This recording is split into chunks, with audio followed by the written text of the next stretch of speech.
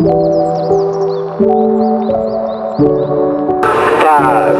four, three, two, one. Assalamualaikum warahmatullahi wabarakatuh. Nama saya Trianisa dengan NIM 210306027 dari Prodi Peternakan Fakultas Pertanian Universitas Sumatera Utara dengan dosen pengampu Ibu Tati Vidianasari SPT MP. Nah, di sini saya akan menjelaskan biosintesis telur, di mana yang pertama itu ada namanya sintesis yolk. Sintesis yolk ini komponennya atau bahan-bahan penyusun yolk ini ialah air, protein, pigmen, mineral, dan lipid. Yolk ini mengandung air sebanyak kurang lebih 50%. Selebihnya, yolk ini mengandung protein dan lipid dengan perbandingan 1:2. Lipid dalam yolk berbentuk lipoprotein. Padatan yolk juga mengandung fosfoprotein atau dikenal dengan nama lipofitin atau HDL. Yolk ini juga mengandung karbohidrat berupa polisakarida dalam bentuk monose dan glukosamin. Hormon yang berperan dalam sintesis yolk ini ialah gonadotropin atau steroid. Selanjutnya itu proses sintesis yolk. Sintesis yolk berlangsung di dalam hati. Sintesis yolk ini dimulai ketika pituitari, kelenjar kecil di bawah otak unggas, melepaskan hormon gonadotropin dan steroid.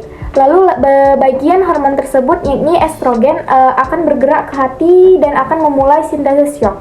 Di dalam hati dikumpulkan bahan penyusun yolk seperti asam amino, fosfor, dan lipid, lalu akan disintesis dan hasilnya akan terbentuk beta lipoprotein, vitellogenin, dan lipofitelin. Lalu ketiganya akan bergerak menuju oosit dan menembus dua lapisan, yaitu lapisan pertama yang ditebus ialah teca layer dan lapisan kedua granulosa layer sehingga akan terbentuk yolk. Selanjutnya itu ada sintesis albumen. Sintesis albumen ini terjadi di magnum dan prosesnya sekitar 3 jam. Protein pada albumen terdiri dari ovalbumin 54%, konalbumin 13%, ovamucin 11%, ovoglobulin 8%, dan lisosin 3,5%, alfa dan beta ovomucin 1,5-3%. Di albumen juga terdapat beberapa protein dengan level yang sangat kecil seperti ovidin 0,0%, flavoprotein 0,8%, ovomakroglobulin 0,5%, dan yang lainnya. Adapun hormon yang berperan dalam sintesis albumen ini ialah hormon steroid dan estrogen. Selanjutnya itu ada proses sintesis albumen. Albumin akan disekresikan dan dikontrol oleh hormon estrogen yang larut dalam lemak. Lalu, molekul estrogen ini akan melewati dan menembus membran sel dan diikat oleh reseptor estrogen, kompleks estrogen, dan reseptornya tidak aktif sehingga akan membentuk 5S. Kemudian 5S akan masuk ke nukleus atau inti sel yang akan berinteraksi dengan kromosom yang menyebabkan N tertentu akan membentuk mRNA. Lalu mRNA tadi akan keluar dari nukleus dan akan menuju ke ribosom yang akan ditranslasi menjadi protein spesifik berupa asam amino dan akan terbentuk albumen dan protein khas telur lainnya. Selanjutnya itu ada sintesis kerabang. Sintesis kerabang ini terjadi di uterus dan memakan waktu paling lama sekitar 18 jam. Komponen-komponen penyusunnya ialah kalsium, ada mineral, ada magnesium, setelah ada vitamin B.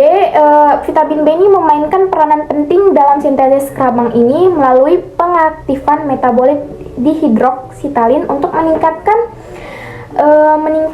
kalsium plasma.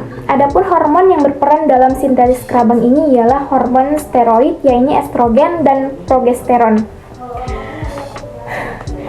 Sintesis kerabang ini terjadi dikarenakan adanya ion kalsium dan karbonat yang berada di plasma darah.